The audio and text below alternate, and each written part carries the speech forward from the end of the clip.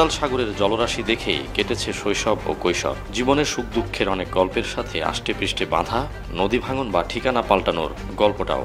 দেশের জলবায়ু উদ্বাস্তুর দ্বীপ উরিরচরের বাসিন্দা শাহাদাত হোসেন সোনালী স্মৃতি ঘেরা এই বাড়িতে জীবনের বড় অংশ কাটালেও গত বছর বাধ্য হয়ে ছেড়েছেন এই আশ্রয়। পূর্বপুরুষের ভিটা নদীগর্ভে বিসর্জন দিয়ে অন্যত্র চলে যাওয়ার এমন গল্প শাহাদাতের কাছে নতুন নয়। ফিজাদের বাড়ি ছিল হুদ্রাখালী সন্দ্বীপ, সেখান থেকে ভাঙার পরে উড়িষ্যা আসে, উড়িষ্যা আসার পরে 2 বার ভাঙছে আমার দাদাদের বাড়ি, সেখান থেকে আমাদের এই বাড়ি আসছে, আমার আব্বুর বাড়ি। এখান থেকে ধরেন এটা এখন ভাঙার পথে, এটা আর আমরা আশা করি না, আরো 5-5 কিলোমিটার উত্তরে চলে গেছি। কোনো এক সময় সেখানে থাকবো কিনা সেটার কোনো গ্যারান্টি নাই। শেকড় থেকে শিখরে।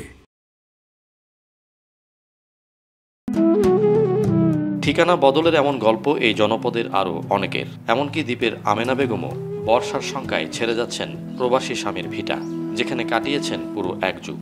তবে নদীর ধ্বংসাত্মক ভাঙনে বাড়ির চাল বা অন্যান্য সব কাঠামো খুলে নিয়ে যাওয়া হয়েছে দ্বীপের অন্য প্রান্তে। এখানে 7 বছর, এখন নদী ভাঙতির কারণে আমরা এখান থেকে চলে যেতেছি আর কি। সময় লাগবে বলতে এখন বর্ষা তো কাছে গেছে, বর্ষা আসলে তো আর ঘর নিতে পারবো না। প্রমত্তা মেঘনা আর উত্তাল বঙ্গোপসাগরের বুক চিরে 1970 সালে সন্দ্বীপের উত্তর দক্ষিণে জেগে উঠেছিল উরিরচর। 80-র দশক থেকে সন্দ্বীপ, নোয়াখালী, লক্ষ্মীপুর ও আশপাশের বিভিন্ন চরের ভূমি হারানোরা এখানে আসেন নিরাপদ ঠিকানার খোঁজে। অথচ তাদের নিত্যসঙ্গী হয় ছোট বড় প্রাকৃতিক দুর্যোগ সহ সমুদ্রপৃষ্ঠের উচ্চতা বৃদ্ধির মতো জলবায়ু পরিবর্তনের মতো অভিঘাত।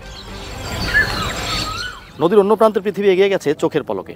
জলরাশির অন্য পাশের মূল ভূখণ্ডে জীবনে গিয়েছে অভাবনীয় গতিতে।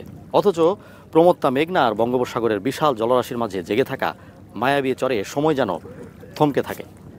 জলবায়ুর ধাক্কায় জর্জরিত এই অঞ্চলের মানুষ আটকে থাকে দুর্ভাগ্য, অনিশ্চয়তা আর ভাঙনের মহাকালে। চর এলাকা তো এখানে জোয়ার হয়, যেমন তুফান তাফান অনেকটা বেশি হয়, এই কারণে মানে আমরা খুবই ক্ষতিগ্রস্ত। আমাদের উরিচ্ছরের মানুষ একজন 3, 4, 5, 6 লড়ার জন্য দিছে।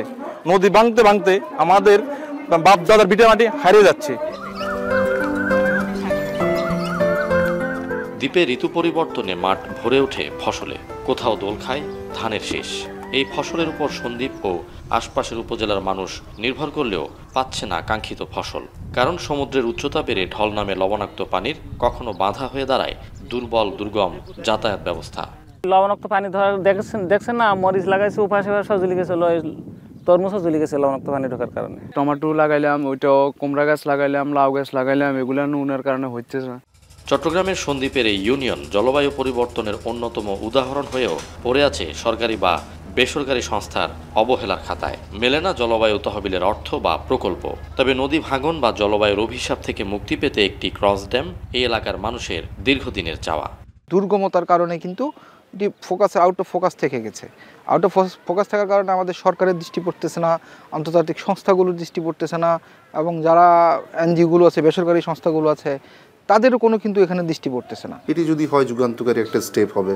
প্রথমত নোয়াখালীর সাথে উরিচ্চর কানেক্টেড হবে এবং পরবর্তীতে কিন্তু এটা দেখা যাবে ধীরে ধীরে সন্দ্বীপের সাথে কানেক্ট করা যাচ্ছে। সিডিএসপি প্রকল্প থেকে, যে প্রকল্প কিন্তু এখনও চলমান রয়েছে, যেটা 2025 সালে জুন পর্যন্ত থাকবে।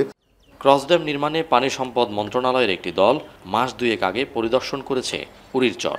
তারা জানান প্রাথমিক পর্যায়ে নোয়াখালী থেকে উরিরচর ও পরবর্তী ধাপে উরিরচর থেকে সন্দ্বীপ পর্যন্ত ড্যাম নির্মাণের পরিকল্পনা নিয়ে কাজ শুরু করেছে সরকার। ফয়সাল করিম, এখন সন্দ্বীপ, চট্টগ্রাম।